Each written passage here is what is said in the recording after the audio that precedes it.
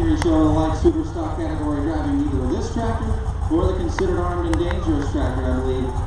Certainly he'll be out just a little bit later in the category as well. Newton, Wisconsin on the starting line. This is Brian Forth. He is currently in number 3 position in the points with this tractor, the MX210 Armed and Dangerous Excessive Force.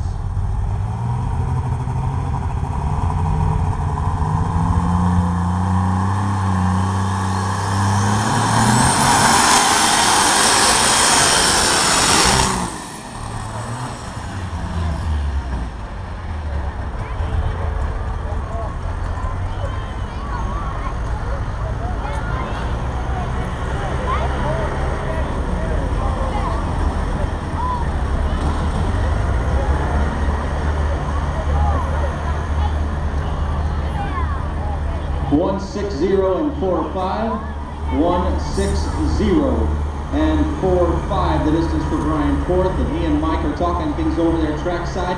I'm not quite certain what happened there, folks, as he seemed to be on one heck of a pass. Please, let's give him a nice round of applause. This is Brian Forth driving Mike Chizik's MX210 Armed and Dangerous Excessive Force.